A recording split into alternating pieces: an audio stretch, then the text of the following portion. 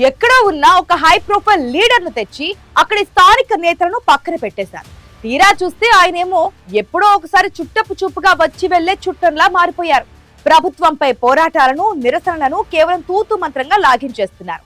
ఈ నయా guest leader నాయకత్వంలో పార్టీ ముందుకు వెళ్లడం సంగతి పక్కన పెడితే వెనక్కి మాత్రం రాకెట్ స్పీడ్ తో దూసుకుపోతుందట.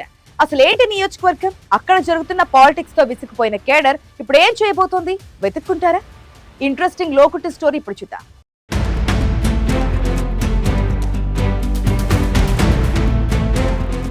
కొండ నాలుకకు మందేస్తే ఉన్న నాలుక ఓడిపోయిన చందంగా తయారైంది అనకాపల్లి జిల్లా చోడవరం వైఎస్ఆర్ కాంగ్రెస్ పార్టీ పరిస్థితి. ఉమ్మడి విశాఖపట్నం జిల్లా ప్రస్తుత అనకాపల్లి జిల్లాలోని చోడవరం నియోజకవర్గానికి రాష్ట్ర రాజకీయాల్లో ఒక ప్రత్యేక స్థానం ఉంది. గత 2024 ఎన్నికల వరకు ఇక్కడ వైఎస్ఆర్ కాంగ్రెస్ పార్టీని తిరుగులేని బలం ఉండేది.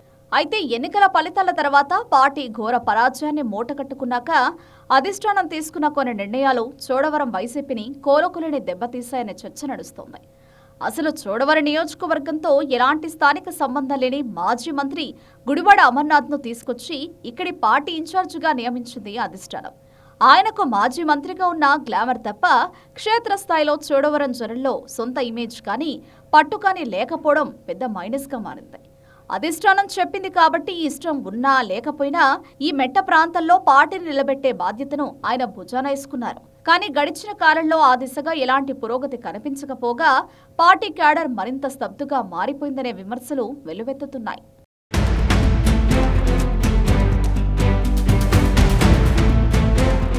నిజానికి గతంలో చోడవరం ఎమ్మెల్యేగా ఉన్న కరణం ధర్మశ్రీ స్థానిక నేతగా సుదీర్ఘకాలం పాటు ఇక్కడే రాజకీయాలు చేస్తూ క్యాడర్ను తన గుప్పెట్లో పెట్టుకున్నారు. 2024 ఎన్నికల తర్వాత అధిష్టానం ఒక వింత ప్రయోగానికి తెరలేపింది. కరణం ధర్మశ్రీని తీసుకెళ్లి యలమంచిలి నియోజకవర్గ ఇన్ఛార్జిగా వేయగా యలమంచిలిలో ఓడిపోయిన గుడివాడ అమర్నాథ్ను తెచ్చి చోడవరంలో కూర్చోబెట్టింది. ఈ మ్యూజికల్ చైర్ పాలిటిక్స్ ఇరు నియోజకవర్గాల క్యాడర్కు అస్సలు నచ్చలేదు. గుడివాడ అమర్నాథ్ ఒకవైపు అనకాపల్లి జిల్లా కీలక నేతగా జిల్లా వ్యవహారాలు చూసుకోవడం, ఇతరత్రా కారణాల వల్ల ఆయనకు చోడవరంపై ఫోకస్ పెట్టడానికి సమయమే దొరకడం లేదట.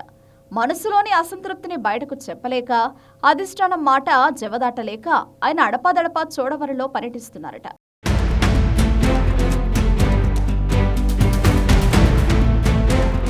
కూటమి ప్రభుత్వ వైఫల్యాలను ఎండగట్టి ప్రజల్లో ఆ పార్టీని నిలబెట్టాల్సిన బాధ్యత వైసీపీ తీసుకుని రాష్ట్ర స్థాయిలో ఉద్యమాలు చేస్తున్నా చోడవరంలో మాత్రం తూతు మంత్రంగా అప్పుడప్పుడు వచ్చే చుట్టపుచ్చుపు వ్యవహారాలే సాగుతున్నాయని టాక్ వినిపిస్తోంది.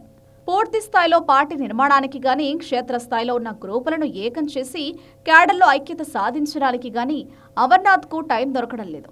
చోడవరం నియోజకవర్గంలో గత 5 ఏళ్లలో ద్వితీయ శ్రేణి నాయకత్వం ఎదగకపోవడం పెద్ద పొరపాటైంది.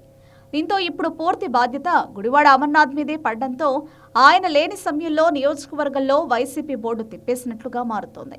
వైఎస్ఆర్ కాంగ్రెస్ అధికారంలో ఉన్నప్పుడు హల్చల్ చేసిన లీడర్లంతా ఇప్పుడు మనకెందుకులే అనే ధోరణిలోకి వెళ్లిపోయారు.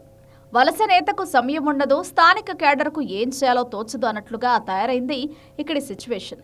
రాష్ట్రంలో త్వరలోనే స్థానిక సంస్థల ఎన్నికల సమరం రాబోతుందని అందరూ సిద్ధమవ్వాలని అధిష్టానం చెప్తున్నా చోడవరంలో మాత్రం ఫ్యాన్ పార్టీ అస్సలు తిరగడం లేదు. మరి ఇప్పటికైనా ఈ ఇసురుమంటున్న కేడర్కు జవసత్వాలు తీసుకురావడానికి గుడివాడ అమర్నాథ్ తన శైలిని మార్చుకుంటారా, లేక అధిష్టానం ఇక్కడ మళ్లీ పాత లీడర్లకే పగ్గాలు అప్పగిస్తుందా అనేది చూడాలి.